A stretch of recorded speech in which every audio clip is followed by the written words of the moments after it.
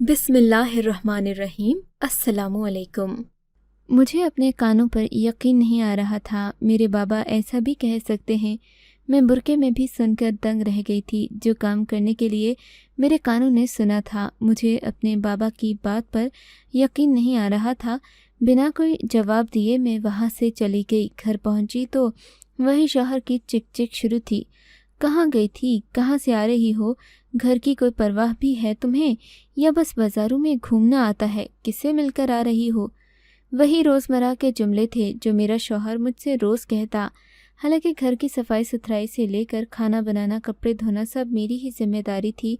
मेरा शौहर खुद पानी भी उठकर नहीं पीता था, लेकिन फिर भी उसे मेरे हर काम में नुक्स नजर आते थे। मेरा शौहर मेरे वालिद का सगा भतीजा था और शुरू से तेज़ मिजाज का था। जब भी घर आता मुझे घूर घूर कर देखता रहता। मेरे स्कूल जाने पर भी एतराज़ उठाता, और जब मैं कॉलेज में दाखिला लेने लगी तो तब मेरे अब्बा से कहा मुझे आगे तालीम न दिलवाएं। लेकिन अब्बा ने मुझे 14 जमातें पढ़वाई थीं। मैंने शादी से पहले भी इनकार कर दिया था, लेकिन हमारे यहाँ लड़कियों के इनकार की कोई वक़्त न थी। वो मेरे बाप का भतीजा था, उसका खून था, इसलिए मुझे ना चाहते हुए भी उसकी दुल्हन बना दिया गया। इस वक्त मैं ये सोचती कि मैं बाबा की इकलौती बेटी थी, फिर इन्होंने मुझे अपने जाहिल और बदतमीज़ भतीजे से क्यों ब्याह दिया, हालांकि वो मुझसे बहुत प्यार करते थे। मुझे आज तक ये वजह समझ नहीं आई थी। मेरे ताया ताई दोनों ही इंतकाल कर गए थे। जमाल उनकी इकलौती औलाद था, अपने घर में तन्हा रहता था, खाना पीना हमारे घर ही करता था। एक दिन तो बदजुबान भी था। ऊपर से अब्बा ने खुद से मेरे रिश्ते की बात की। मेरे लिए तो ये तौहीन के बराबर थी कि मैं उसे जाहिल शख्स के साथ ज़िंदगी गुजारूं, तो वो मुझ पर यही जताएगा कि तुम्हारे अब्बा ने तो खुद तुमसे जान छुड़ाई है। इसलिए मैं नहीं चुप रही थी। मैं अब्बा अम्मा की मौजूदगी में ही जमाल से शादी से इनकार कर चुकी। जमाल ने ये सुनते ही मुझे कहर भरी नज़रों से देखा था और अब्बा से कहने लगा कि चचा, मुझे शादी जल्दी चाहिए। अब्बा ने उससे हामी भर ली और जमाल के वहाँ से जाते ही मुझसे सख्ती से कहा कि तुम्हारी शादी मैं जहाँ तय कर चुका हूँ वहीं होगी। मैं ये सुनकर हैरान हुई थी। मेरे अब्बा लोगों के घर को बर्बाद होने से बचाते थे। ऐसी औरतें जिनके शौहर उनको अपने मुजालिम का निशाना बनाते, मेरे बाप के अमल से वो शख्स अपनी बीवी का गर्विदा हो जाता। वो उस औरत पर पढ़कर कुछ थूकते थे, फिर औरत का शौहर उसके गुण गाने लगता। तो मेरे मामले में अपने भतीजे के सारे ऐब जानने के बावजूद क्यों मेरी शादी उससे कर रहे हैं? शादी के शुरू दिनों में ही मुझे जमाल ने कह दिया कि अगर मैंने उसकी किसी बात पर इख्तिलाफ़ किया तो वो मेरी चुटिया खींच लेगा। मैं कुछ नहीं बोली। मेरी तो ख्वाहिशात दिल में जन्म लेने से पहले ही ख़त्म हो चुकी थीं। बहुत अज़ियतनाक होता है जब एक लड़की की शादी उससे हो जाए जिसे वो सख्त नापसंद करती हो। शादी के दिन औरत के लिए उमंगों से भरे होते हैं। एक तो औरत के लिए ये लम्हात बड़े अज़ियतनाक होते हैं जब उसका शौहर उसे नापसंद हो और उस पर ज़बरदस्ती मुसल्लत कर दिया जाए। जमाल ने कमरे में दाखिल होते ही मुझे एतमाद देने की बजाय रोब में रखने की कोशिश की थी। अजीबो गरीब ज़ुबान और हथकंडों का इस्तेमाल शादी के चंद दिन बाद ही शुरू कर दिया था। मैंने चंद दिन तो उसकी बदतमीज़ियाँ बर्दाश्त की। उसके बाद मैंने रोते हुए अब्बा से कहा, जमाल मेरे साथ अच्छा सलूक नहीं करता। अब्बा ने मेरी बात को संजीदगी से नहीं लिया। चाहिए तो ये था वो जमाल को समझाते, लेकिन उल्टा मुझसे कहने लगे कि तुम झूठ बोल रही हो। मैंने कहा, शादी से ही इनकार कर रही थी। तुम्हारा अपना इरादा नहीं है। अब्बा ने कहा, उसके साथ घर बसाओ। देखो शबाना, मैं तुम्हारी एक बात नहीं सुनूंगा। जाओ अपने घर और जैसा जमाल कहता है वैसा ही करो। न जाने कैसा बाप था मेरा जिसे मुझसे ज़्यादा अपने भतीजे पर यकीन था। कभी कभी तो मुझे लगता मेरा बाप मेरा सगा नहीं है। मैं रोते धोते अपने घर लौट आई। अब तो जमाल ने मुझ पर हाथ उठाना भी शुरू कर दिया, मुझ पर शक करता। मुझे दरवाज़ा खोलने में ज़रा भी देर हो जाती तो घर में दाखिल होते ही पूरे घर की तलाशी लेता और फिर मुझसे कहता, छुपा रखा है तुमने अपने उस यार को जिसकी खातिर मुझसे शादी से इनकार करती थी। मुझे उसकी घटिया सोच पर अफसोस सा होने लगा। मैंने कहा, मेरा कोई नहीं। तुम्हारे इनकार की वजह यह थी कि मैं तुम्हारी हरकतों से नफ़रत करती हूँ। मेरी बात सुनकर वो हत्ते से उखड़ गया। مجھے مارنے پیٹنے لگا۔ میں ایک بار اماں کے گھر ہفتہ بھر رہنے چلی گئی۔ گھر کے ساتھ ہی الگ سا کمرہ بنا تھا جہاں ابا کا آستانہ تھا۔ جب عورتیں وہاں جاتیں تو اپنے میاں کے دکھڑے سناتیں، لیکن جب دوبارہ بڑی خوشی سے یہ بتاتیں کہ میاں اب ٹھیک ہے، میرے دل میں یہ خیال آنے لگا کہ میں بھی ابا سے ہی کچھ ایسا مانگ لوں تاکہ جمال کا رویہ مجھ سے ٹھیک ہو جائے۔ ایک بار میں نے ابا سے بہت پیار سے کہا، ابا میں اچھی طرح سے سمجھ گئی ہوں کہ مجھے مرتے دم تک جمال کے ساتھ ہی رہنا ہے۔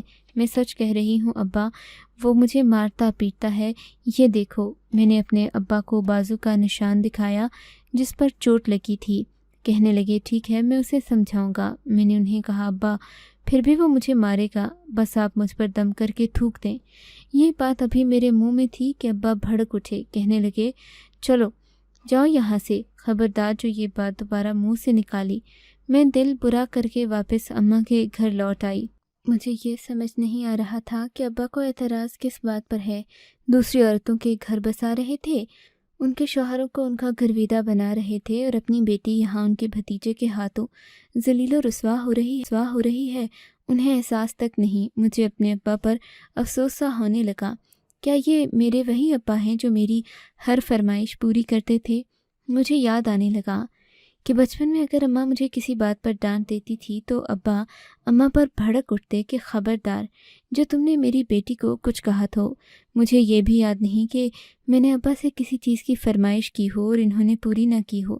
مجھے تو پوری امید تھی کہ جب میں جمال کے لیے انکار کروں گی تو ابا میری شادی کبھی اس شخص سے نہیں کریں گے، کیونکہ وہ میرے لائق تھا ہی نہیں۔ میں خوبصورت تھی مگر وہ نہیں تھا۔ میں پڑھی لکھی تھی اور وہ بالکل انگوٹھا چھاپ تھا۔ نہ جانے چار لوگوں میں اٹھنے بیٹھنے کی تمیز اس میں تھی نہیں، نہ بات کرنے کا ڈھنگ تھا۔ ابا اس کے بارے میں سب کچھ جانتے تھے، پھر بھی نہ جانے کیوں میری شادی اس سے کر دی، اور اب بھی اسے کچھ کہنے کو تیار نہیں ہیں۔ مجھے ہی صبر کی تلقین کی جا رہی ہے۔ وہ مغالطات بکتا رہے، مجھے مارتا رہے، شک کرتا رہے۔ میں نے ایک بار اماں سے بھی کہا کہ وہ ابا کو سمجھائیں کہ کہیں وہ مجھ پر بھی تھوک دیں تاکہ میری زندگی آسان ہو جائے، مگر اماں نے بھی کوئی جواب نہیں دیا۔ کہنے لگیں وہ کبھی تمہارا علاج نہیں کریں گے، تم اپنی قسمت سے سمجھوتہ کر لو۔ میں اپنی والدہ کی شکل دیکھتی رہ گئی۔ میرے اندر سوالات کی بھرمار تھی۔ ایسا بھی کوئی عمل ہے جو دوسروں پر کر رہے ہیں، لیکن میں ان کی سگی اولاد ہوں اور میں اس سے محروم ہوں۔ رات جب میرے میکے سے جمال مجھے لینے آیا تو اس کا چہرہ غصے سے سرخ تھا۔ میری ماں کو نہ ہی سلام کیا نہ ہی وہاں بیٹھا، مجھے کہنے لگا چادر اوڑھو اور گھر چلو۔ اس کی سرخ آنکھیں غصے سے بھری دیکھ کر میرا دل دہل سا گیا۔ جمال کے ساتھ جانے کا سوچ کر بھی میرا وجود لرز سا گیا۔ میں ایک عورت تھی، وہ ایک ہٹا کٹا مرد۔ مجھ سے اس کی مارچ صحیح نہیں جاتی تھی۔ مجھے آئے دن وہ ظلم کا نشانہ بناتا، کبھی مجھ پر شک بھری نظر رکھتا اور کہتا تیرا ضرور کسی سے چکر چل رہا ہے، کبھی کہتا تو جان کرتی ہے، حالانکہ کھانا بالکل ٹھیک ہوتا۔ کبھی وہ میرے کمرے کی وہ کھڑکی جو گلی میں کھلتی تھی کھول کر باہر جھانکنے لگتا کہ شاید میں نے کسی مرد کو کھڑکی سے باہر بھیجا ہے یا میں کسی غیر مرد سے چکر چلا رہی ہوں۔ کبھی وہ الماریاں کھول کر دیکھتا، کپڑے ہٹا کر دیکھتا کہ ایک عورت کے لیے یہ سب باتیں تو بہت کربناک ہوتی ہیں، یہ وہی جان سکتی ہے جس کے شوہر کا رویہ اس قسم کا ہو۔ اگر کبھی میں اچھا جوڑا پہن کر تیار ہوتی تو کہتا کس کے لیے بنی سوری ہو، مجھ سے تم شادی کرنا ہی نہیں چاہتی تھی۔ میں نے کئی بار اس کے آگے ہاتھ جوڑ کر معافی بھی مانگی، کہا کہ مجھے اس سے محبت ہے، مجھے معاف کر دے، میرے ساتھ اپنا رویہ ٹھیک کر لے، مگر نہ جانے کیوں اسے میرے آنسوں پر نہ رحم آتا، نہ میری بات کا یقین آتا، نہ ہی وہ اپنے رویے میں لچک پیدا کرتا۔ اب بھی مجھے گھر لے جا کر گھر داخل ہوتے ہی زور سے دھکا دیا تو میں صحن کے فرش پر جا گری۔ کہنے لگا چچا سے میری شکایتیں لگاتی ہے، آج تو زبان ہی کاٹ لوں گا۔ شاید ابا نے اسے سمجھانے کی کوشش کی تھی۔ مجھ پر بھڑکنے کے بعد وہ کچن میں چلا گیا، کچن کے لکڑی کے ایک ٹکڑے پر آگ جلا کر لے آیا۔ میں تو یہ دیکھ کر خوف زدہ ہو گئی۔ کہنے لگا آج تو میں تمہاری زبان ہی جلا دوں گا۔ روتے ہوئے میں اس کے سامنے ہاتھ جوڑنے لگی، نہیں جمال، مجھے معاف کر دو، میں آئندہ ایسا نہیں کروں گی۔ اس کے بعد میرے آنسو بہنے لگے۔ خدا کے لیے اسے پیچھے کر لو۔ وہ میرے جبڑے اپنے ہاتھ کی سخت گرفت میں لے کر بولا کہ اگر آج کے بعد تیری زبان چچا کے سامنے کھلی تو پھر دیکھ میں تیرے ساتھ کیا کرتا ہوں۔ میں خوف کے مارے پسینے سے شرابور نفی میں سر ہلانے لگی۔ میں نے کہا میں کسی سے کچھ نہیں کہوں گی، بس مجھے معاف کر دو۔ جمال کے سامنے ہاتھ جوڑ کر میں نے اسے کہا تھا تو اس نے وہ لکڑی پیچھے کر لی۔ اب میرے پاس ایک ہی راستہ بچا تھا کہ میں برقع اوڑھے اپنا چہرہ چھپائے ابا کے آستانے میں چلی جاؤں اور ایک اجنبی عورت بن کر اپنی مشکل کو آسان کروں۔ مگر مجھے کیا معلوم تھا کہ بدلے میں میرا باپ مجھے وہ مانگ لے گا جو میرے لیے موت کے مترادف ہوگا۔ میں گھر لوٹی تو جمال مجھے پھر سے شک بھرے سوالات کرنے لگا۔ میں نے کوئی جواب نہ دیا۔ میرے پاس اب ایک ہی حل بچا تھا کہ میں خود کو حالات کے حوالے کر دوں۔ میرے والد کیوں میرا علاج نہیں کر رہے تھے اور جمال میرے ساتھ ایسا کیوں کر رہا تھا؟ میں نے ایک چپ سادھ لی۔ میرے پاس کوئی دوسرا راستہ نہیں بچا تھا۔ جمال اب مجھے کچھ بھی کہتا میں کوئی جواب نہیں دیتی۔ وہ مجھے مارتا پیٹتا میں تب بھی احتجاج نہ کرتی۔ ایک بار ہمارے گھر میں چور آ گئے۔ انہوں نے جمال پر پستول تان لی اور کہنے لگے، زیورات نقد نکال کر ہمارے ہاتھ میں رکھ دو۔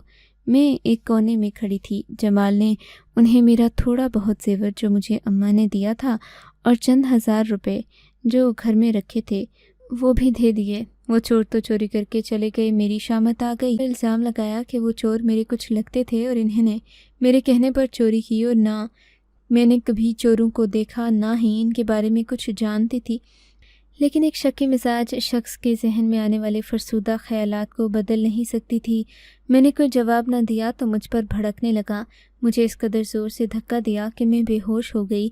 میرے دل سے بس ایک ہی دعا نکلتی کہ کاش میں مر جاؤں، لیکن میرے لیے تو شاید ایک کے بعد ایک آزمائش لکھی تھی۔ جب مجھے ہوش آیا میں ہاسپٹل میں تھی، ابھی نیم غنودگی میں تھی۔ ذرا سی آنکھیں کھول کر دیکھیں تو میری ماں میرے پاس کھڑی تھی، آنسو بہا رہی تھیں۔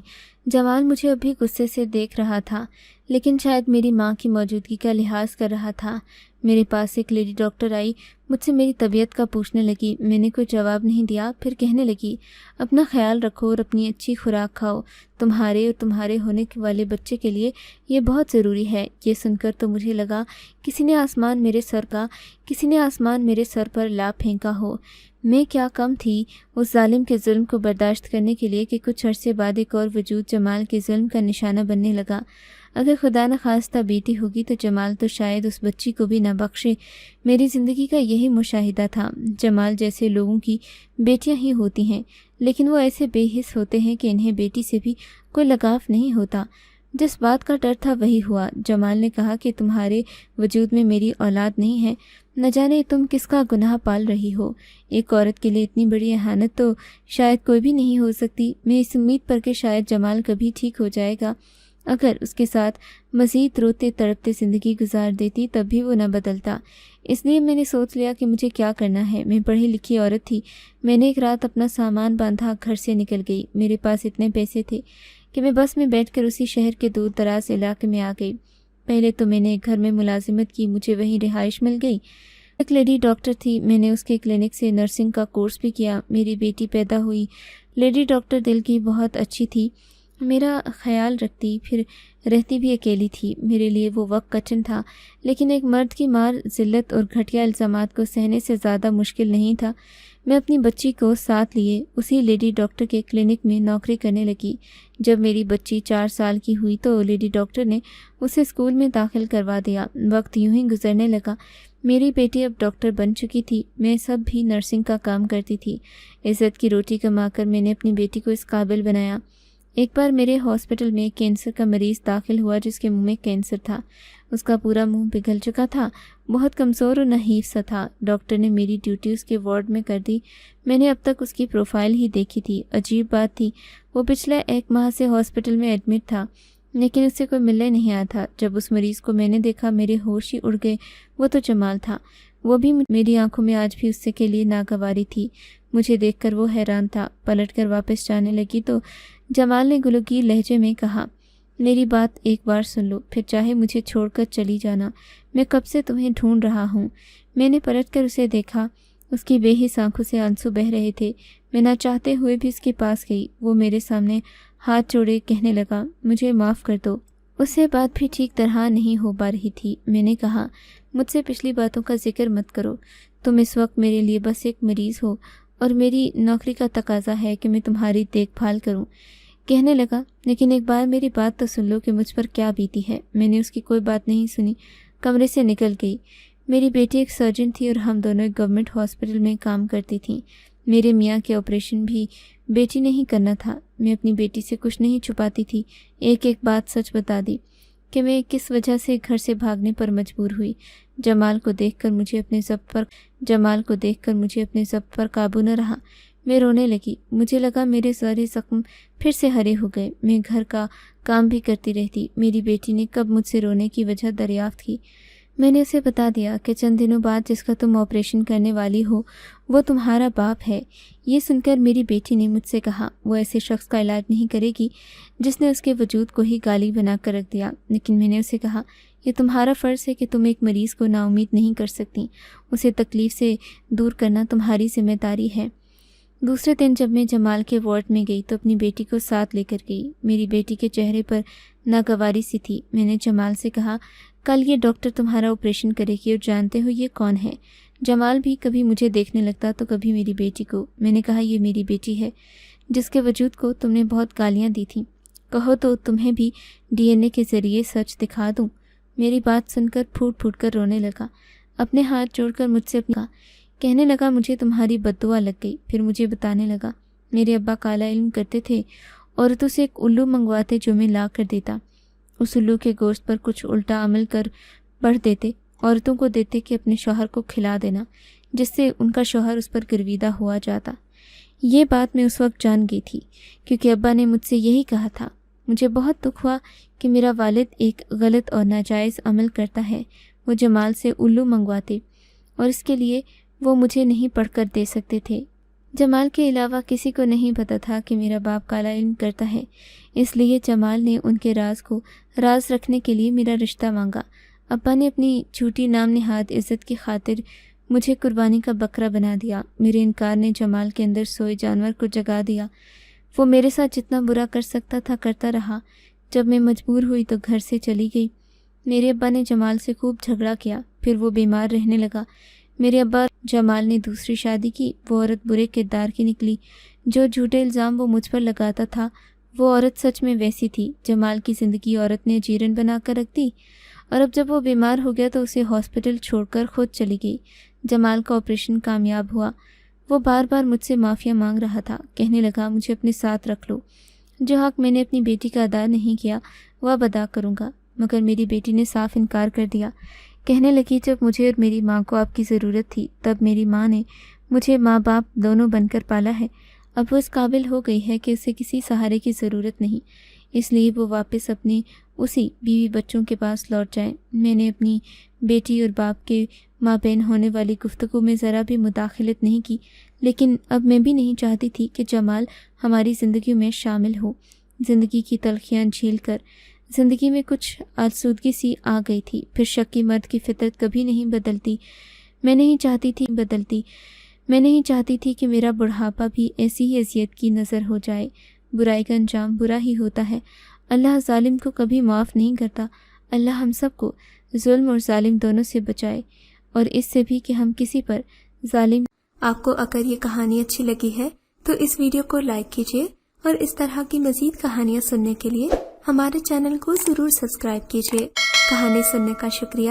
آپ سے ملاقات ہوگی اگلی ویڈیو میں، تب تک کے لیے اللہ حافظ۔